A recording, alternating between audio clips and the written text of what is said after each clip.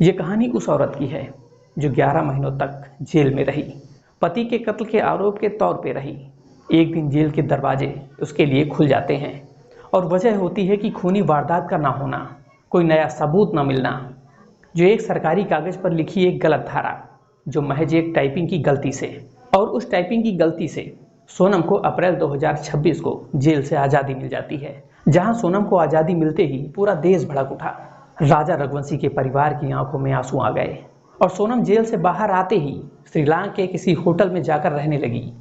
तो नमस्कार, मैं हूं अंकित सिंह और आप देख रहे हैं क्राइम आउट एनएस। तो जेल से बाहर आने के बाद सोनम ने अपनी चुप्पी नहीं साधी।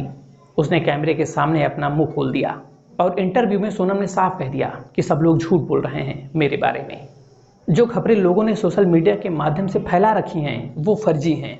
मैं श्रीलंका में हूँ, मैं नेपाल नहीं गई हूँ। जो बिल कंडीशन मुझे कोर्ट से मिली हैं मैंने हमेशा उसे माना है, कोर्ट का सम्मान किया है।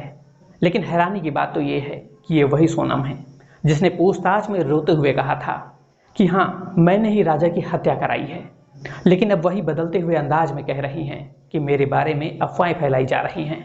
ये वो सोनम है जिसने अपनी प्रेमी के साथ मिलकर अपने पति की हत्या कराई। उसने खुद को पुलिस के सामने सरेंडर किया, जिसके बाद ही सोनम और उसके प्रेमी को पुलिस ने पूछताछ करने के बाद उसे जेल भेज दिया था।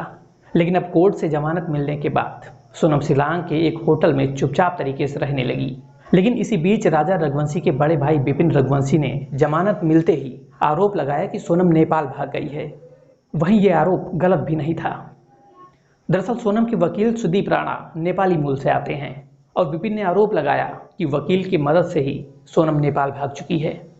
लेकिन सोनम के वकील सुदीप राणा ने अपनी सफाई में कहा कि मैं नेपाल मूल से आता हूं, इसका मतलब ये नहीं कि मैंने किसी की मदद की है।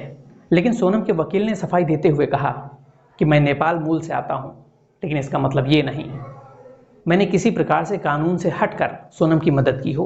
वहीं राजा रघुवंशी के भाई विपिन का कहना है कि जो अपने पति की नहीं हुई वो अपने प्रेमी के साथ मिलकर होटल में रह रही थी। वो लड़की बाहर रहकर केस को प्रभावित कर सकती है। वहीं विपिन ने कहा कि राजा रघुवंशी 29 साल का था। आज उसके हत्या के आरोप में सोनम एक होटल में बैठकर लोगों को इंटरव्यू दे रही है। वहीं उसका परिवार न्याय के लिए दर दर भटक रहा है। विपिन ने कहा कि लड़ाई अभी भी बाकी है, कोर्ट से उम्मीद है कि मुझे न्याय मिलेगा।